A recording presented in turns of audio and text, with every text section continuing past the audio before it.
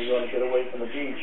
So this is so close in that, you know, you can't get in your car and driveway. Obviously, there's so many cars on the highway. And this is the ramifications of, you know, being trapped near the shoreline. Now look at all that. That's recording. Yeah, it's incredible. I'm putting it on the internet. We'll call you back and check in and see what's going on with your committee and what the California state is doing to prepare us for any eventuality here. Thank you so much. Thank you very much. Joining us right now is Curt Kaplan with the National Weather Service, who can talk about seismic activity. Curt, what is your concern this hour as you watch this? Well, of course, when we see a big quake overseas, over Japan, and we do see a tsunami that occurred, the West Coast Tsunami Center is obviously tracking this. And the latest thing that we had about 45 minutes ago was that there would be no concern at this time for a tsunami in this area. However, they'll look at the buoys, the dark buoys across the water. If they need to upgrade, they will contact us. We will have a conference call. If we do need to upgrade, we would put out either a watch or an advisory. And if the watch needs to be upgraded to a warning, that would happen.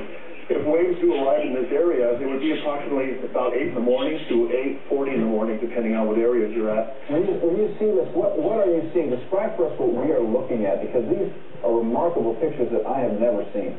Yeah, absolutely, because, you know, it was right off the coast of Japan, and you're seeing this inundation in a very quick time, and since it's so close, and obviously it was a rush quake where we had an up and down motion, and so you're getting a quick response to that, to the tsunami moving into Japan. And, you know, I don't know the situation yet for Hawaii. I think they're under a watch. We've been so busy here. Yes, they're under a watch. There you see. Now, look. Now, take a look there. You see in the distance another wave is coming ashore. The other wave is drawing back, but here comes another. You see the white water there. That's very typical. When you have a tsunami, it's not just one wave. The largest wave will be halfway through the event. So a tsunami is basically just an inundation of a higher water level. I just simply didn't have enough time, enough warning to get out of the way. There are several countries along the Pacific Rim that are also under a tsunami warning.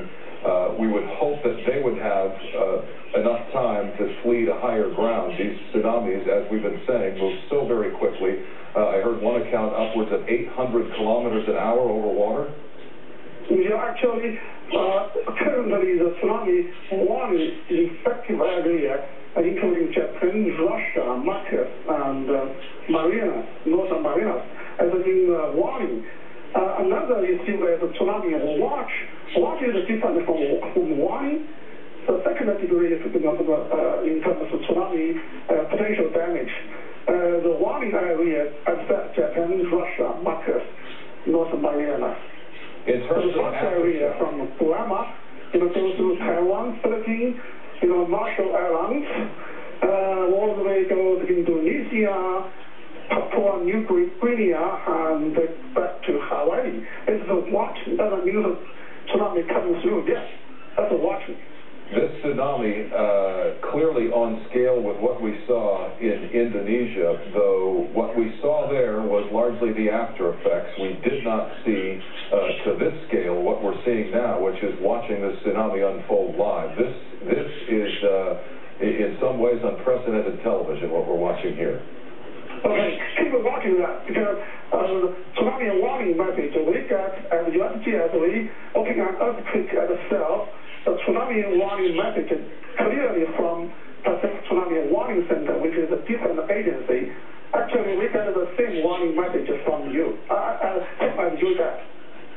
Can you tell us anything about the population center of Sendai? Are you familiar with the area? Okay, actually that area, from our information, that is Sendai is 130 kilometers away from the epicenter, from the earthquake location. So that's really not too far. 130 kilometers. That is 80 miles away from Sendai. Yeah, and quite close. Now from Tokyo, that is 373 kilometers northeast of Tokyo.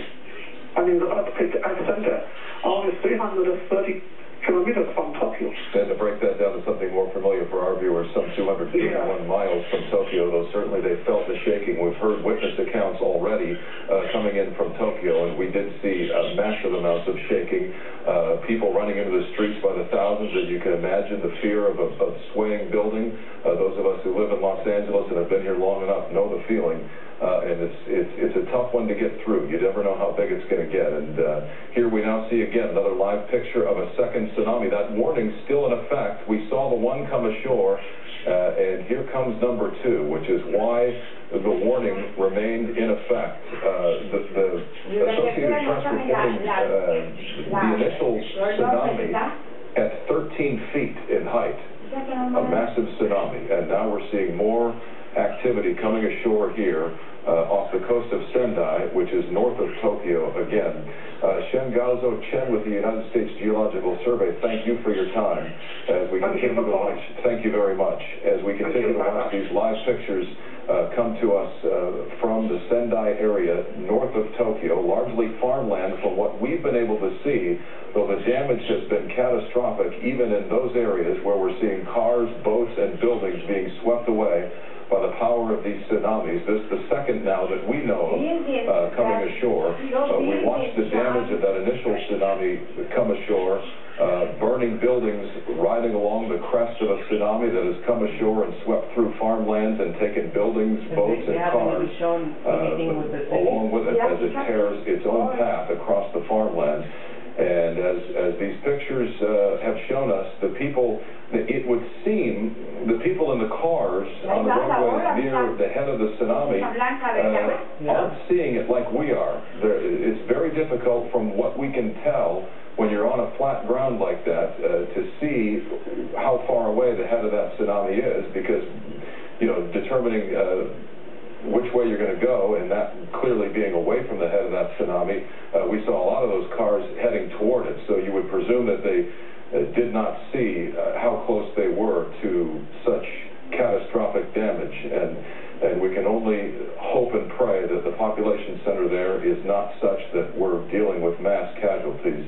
But you see the power of that water and Mother Nature clearly in control here as this tsunami sweeps on shore. These numbers, again, mind-blowing and catastrophic to be sure. The initial earthquake recorded now at 8.9 magnitude, aftershocks in the range of 7.4, 6.4, 6.8, and still shaking.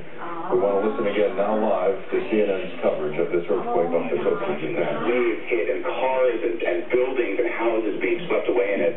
I think we're going to see a significant number of casualties, especially up in the northern part of the country where the quake was epicentered. And as you mentioned, you've been there for a number of years. I do have to apologize because someone's actually talking in my ear when you mentioned the number of years that you've been there. How long did you say you've been there?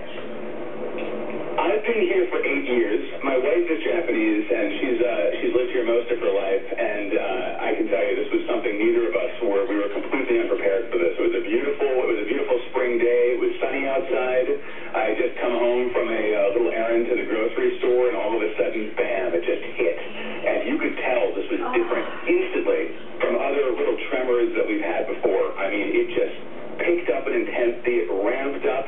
As we continue to listen live to the coverage on CNN, we want to remind you that our coverage will commence earlier than normal in the morning. We will have coverage beginning at 4 a.m. here on KTLA with the morning news. We will be on the air at 4 a.m. bringing you the updates as they become available. Of course, you can follow the very latest throughout the night on our website, ktla.com, as our coverage here on the news at 10 continues, now 15 after the 11 o'clock hour here Pacific time, an earthquake that hit at 46 after the 2 o'clock hour in the afternoon in Japan, an 8.9 magnitude earthquake, again 231 miles north of Tokyo, 150 kilometers off the coast of Sendai. This earthquake was centered in the ocean off the coast of Japan, 15 miles deep.